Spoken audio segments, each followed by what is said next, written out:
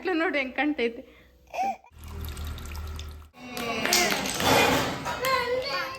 Hello, ಎಲ್ಲರೂ ಹೇಗಿದ್ದೀರಾ? ಎಲ್ಲರೂ ಚೆನ್ನಾಗಿದ್ದೀರಾ ಅಂತ ಭಾವಿಸ್ತಾ ಈ ಒಂದು ಛೋಟಾ ವ್ಲಾಗ್ನ ಸ್ಟಾರ್ಟ್ ಮಾಡ್ತಾ ಇದ್ದೀನಿ. ನನ್ನ ದಿನ ಶುರು ಆಗೋದೇ ಹೊರಗಡೆ ರಂಗೋಲಿ ಹಾಕಿ, ಆಮೇಲೆ ನಾನು ಒಳಗಡೆ ಕಿಚನ್ನ ಕ್ಲೀನ್ ಮಾಡ್ಕೊಳ್ಳೋದಕ್ಕೆ ಶುರು ಮಾಡ್ಕೊಳ್ತೀನಿ. ಕಿಚನ್ನ ನಾನು ಯಾವಾಗಲೂ ನೈಟ್ ಟೈಮೇನೆ ಪಾಪುನ ಮಲಗಿಸಿದ್ಮೇಲೆ ಕ್ಲೀನ್ ಮಾಡಿ ಬಿಟ್ಕೊಂಡ್ಬಿಡ್ತೀನಿ. ಯಾಕೆಂದರೆ ಬೆಳಗ್ಗೆ ಎದ್ದಿದ ತಕ್ಷಣ ಆಗಲ್ಲ ಅಂತ ಅಂದ್ಬಿಟ್ಟು, ಯಾಕೆಂದರೆ ಅವಳೂ ಸಹ ನನ್ನ ಜೊತೆನೇ ಎದ್ಬಿಡ್ತಾಳೆ.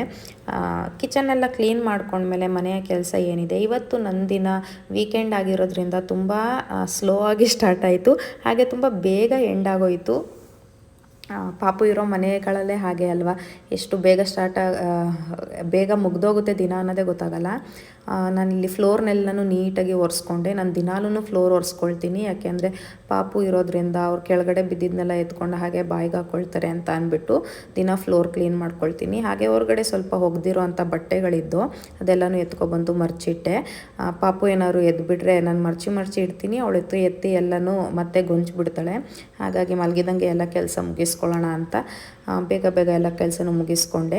ನನ್ನ ಪುಣ್ಯಕ್ಕೆ ಅವಳು ಸಹ ನನಗೆ ಸಹಕಾರ ಮಾಡೋ ರೀತಿ ಎದೊಳ್ಳೆ ಎಲ್ಲ ಮಲ್ಕೊಂಡೇ ಇದ್ಲು. ಮನೆ ಒಳಗಡೆ ಕೆಲಸ ಮುಗಿಸಿದ್ಮೇಲೆ ನಾನು ಹೊರಗಡೆ ಕಾಂಪೌಂಡ್ನಲ್ಲಿರುವಂಥ ಗಿಡಗಳಿಗೆ ನೀರು ಹಾಕಿರಲಿಲ್ಲ, ಹಾಗಾಗಿ ನೀರು ಹಾಕ್ಕೊಂಡೆ. ಇದೆಲ್ಲ ಆದಮೇಲೆ ಯಾವುದೇ ಥರದ ವೀಡಿಯೋಸ್ ನಾನು ಶೂಟ್ ಮಾಡ್ಕೊಳ್ಳೋಕ್ಕಾಗಲಿಲ್ಲ. ಡೈರೆಕ್ಟ್ ಮಧ್ಯಾಹ್ನ ಈ ವಿಡಿಯೋ ಶೂಟ್ ಮಾಡ್ತಿದ್ದೀನಿ. ನಮ್ಮ ಮನೇಲಿ ಇವತ್ತು ಮೊಸಪ್ಪು ಸಾರು, ಹಪ್ಪಳ ಹಾಗೆ ರೈಸ್ ಮಾಡ್ಕೊಂಡಿದ್ದೆ. ಹಾಗೆ ಸ್ವಲ್ಪ ಪಾಪುಗೆ ರೇಗ್ಸೋಣ, ಹ್ಯಾಟೆಡ್ಸೋಣ ಅಂತ ಅಂದ್ಬಿಟ್ಟು ಹಪ್ಪಳ ಕೊಟ್ಬಿಟ್ಟು ಈ ರೀತಿ ಕಿತ್ಕೊಳ್ಳೋ ಥರ ಮಾಡ್ತಾಯಿದ್ದೆ. ಇದನ್ನು ಮಾಡಿದಾಗ ನನಗೆ ಗೊತ್ತಾಯಿತು ಅವಳಿಗೆ ತುಂಬ ಕೋಪ ಇದೆ, ಹಠಮಾರಿ ಅಂತ. ಇಲ್ಲಿ ನೀವು ನೋಡ್ಬೋದು, ಪಾಪಚ್ಚೆ ಅಂತಲೂ ಅನ್ನಿಸ್ತಾ ಇತ್ತು, ಹಾಗೆಯೇ ಒಂಥರ ನಗುನೂ ಕೂಡ ಬರ್ತಾಯಿತ್ತು.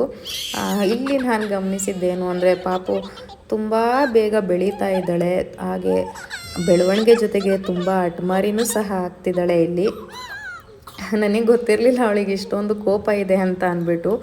ಸಿಕ್ಕಾಪಟ್ಟೆ ಕೋಪ ಇದೆ ನನ್ನ ಮಗಳಿಗೆ, ನೋಡ್ಬೋದು. ಪಾಪಚ್ಚಿ ಅವಳ ಕಣ್ಣಲ್ಲಿ ನೀರೇ ಬಂದುಬಿಡ್ತು ಅಷ್ಟೇ ಅಂತ ಅನ್ನಿಸ್ಬಿಡ್ತು. ಓಕೆ, ಎಲ್ಲ ಆಟಾಡ್ಸಾದ್ಮೇಲೆ ಮಧ್ಯಾಹ್ನ ಆಗಿತ್ತು. ಸೊಪ್ಪು ಸಾರು ಆಗಿದ್ದರಿಂದ ಪಾಪುಗೆ ಒಳ್ಳೆಯದು ಅಂತ ಅಂದ್ಬಿಟ್ಟು ಅವ್ಳಿಗೆ ಊಟ ಮಾಡಿಸ್ದೆ, ಈ ರೀತಿ ಹೊರಗಡೆ ಆಟಾಡಿಸ್ತಾ. ಖುಷಿ ಬಂದು ಅದು ನನ್ನ ಸೈಕಲ್ಲು, ನನಗೆ ಬೇಕು ಅಂತ ಹಿಂದೆಗಡೆ ಕುಣಿತಾ ಇದ್ಲು. ನಿಮ್ಗೆ ಗೊತ್ತಿರೋ ಹಾಗೆ ನಾನು ಫಸ್ಟು ಪಾಪುಗಳಿಗೆ ಮತ್ತು ಖುಷಿಗೆ ಊಟ ಮಾಡಿಸ್ಬಿಟ್ಟು ಆಮೇಲೆ ನಾನು ಊಟ ಮಾಡ್ತೀನಿ. ಇಲ್ಲ ಅಂತ ಅಂದರೆ ನನಗೆ ಊಟ ಮಾಡೋದಕ್ಕೆ ಏನೋ ಒಂದು ದೊಡ್ಡ ಕೆಲಸ ಇದೆ ಅನ್ನೋ ಥರ ಫೀಲ್ ಆಗ್ತಾ ಇರುತ್ತೆ. ಇದೆಲ್ಲ ಆಗೋಷ್ಟರಲ್ಲಿ ಸಂಜೆ ಆಗೇ ಹೋಯಿತು. ಪಾಪು ಇರೋ ಮನೇಲಿ ಹೇಳಿದ್ನಲ್ಲ, ಎಷ್ಟು ಬೇಗ ದಿನ ಹೋಗುತ್ತೆ ಅನ್ನೋದೇ ಗೊತ್ತಾಗಲ್ಲ.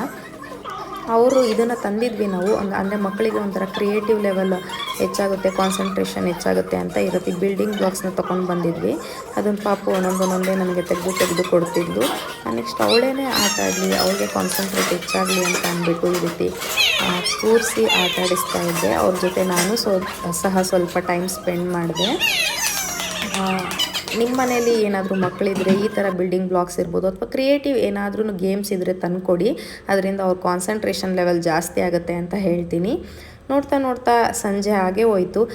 ನೀವು ನನ್ನ ವ್ಲಾಗ್ ನೋಡಿದರೆ, ನನ್ನ ಲಾಸ್ಟ್ ವ್ಲಾಗ್ನಲ್ಲಿ ಆ ಮೆಂತ್ಯ ಸೊಪ್ಪು ಹಾಕಿದ್ದೆ, ಅದನ್ನೆಲ್ಲ ನಾನು ಕಟ್ ಮಾಡ್ಕೊಂಡಿದ್ದೆ. ಬಟ್ ಅದ್ರ ಬೇರು ಕಿತ್ತಿರಲಿಲ್ಲ. ಇಲ್ಲಿ ನಾನು ಆ ಬೇರ್ನೆಲ್ಲನೂ ಕಿತ್ತಾಕೊಂಡು ಆ ಪುದೀನ ಸೊಪ್ಪಿನ ಪಾಟ್ ಏನಿದೆ ಅದರಲ್ಲಿ ಟೊಮೊಟೊ ಗಿಡ ಬಂದಿತ್ತು, ಅದನ್ನು ಈ ರೀತಿ ಕಿತ್ತು ರೀಪಾಟಿಂಗ್ ಮಾಡ್ತಾ ಇದ್ದೆ. ಹೇಳಿದ್ನಲ್ಲ, ಯಾಕೋ ಗೊತ್ತಿಲ್ಲ, ಇವಾಗ ತುಂಬ ಗಿಡಗಳನ್ನ ಬೆಳೆಸಬೇಕು ಅಂತ ಪ್ರೀತಿ ಆಗಿಬಿಟ್ಟಿದೆ. ಅದ್ರ ಬೆಳವಣಿಗೆ ನೋಡ್ತಾ ಇದ್ದರೆ ಏನೋ ಒಂಥರ ಖುಷಿ ಅನಿಸುತ್ತೆ. ಹಾಗಾಗಿ ಈಗ ಗಿಡಗಳ ಮೇಲೆ ಇಂಟ್ರೆಸ್ಟ್ ಬಂದುಬಿಟ್ಟಿದೆ. ಹಾಗಾಗಿ ಸ್ವಲ್ಪ ಸಂಜೆ ಆಯ್ತಿದ್ದಂಗೆ ನಾನು ಪಾರ್ಕಿಗೆ ಕರ್ಕೊಂಡು ಹೋಗೋಣ ಅಂತ ಅಂದಿದ್ದೆ. ಬಟ್ ಯಾಕೋ ಸ್ವಲ್ಪ ಟಯರ್ಡ್ ಅನ್ನಿಸ್ತಾ ಇತ್ತು, ಸುಸ್ತಾಗಿತ್ತು, ಹೊರಗಡೆ ಕರ್ಕೊಂಡು ಹೋಗೋಕ್ಕಾಗಲಿಲ್ಲ. ಹಾಗೆ ಕಾಂಪೌಂಡ್ನಲ್ಲೇ ಪಾಪುಗೆ ಸೈಕ್ಲಿಂಗ್ ಮಾಡಿಸ್ತಾ ಇದ್ದೆ. ಇಲ್ಲಿ ಸೈಕ್ಲಿಂಗ್ ಮಾಡಿಸ್ತಾ ಪಾಪಚ್ಚೆ ಒಂದು ಇನ್ಸಿಡೆಂಟ್ ನಡೆಯುತ್ತೆ, ನೀವೇ ನೋಡಿ ಏನು ಅಂತ.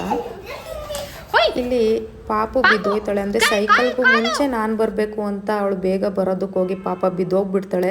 ಅದೊಂದು ಬೇಜಾರಾಯಿತು. ಅದಾದಮೇಲೆ ನಾನು ಯಾವುದೇ ಥರದ ಕ್ಲಿಪ್ಪಿಂಗ್ಸ್ ಅವಳದು ಶೂಟ್ ಮಾಡಲಿಲ್ಲ, ಯಾಕೋ ಫುಲ್ ಡಲ್ ಆಗಿಬಿಟ್ಟಿದ್ಲು. ವೀಕೆಂಡ್ ಆಗಿದ್ದರಿಂದ ಖುಷಿಗೆ ಸ್ಕೂಲ್ನಲ್ಲಿ ತುಂಬಾ ಹೋಮ್ವರ್ಕ್ಸ್ ಕೊಟ್ಟಿದ್ದರು.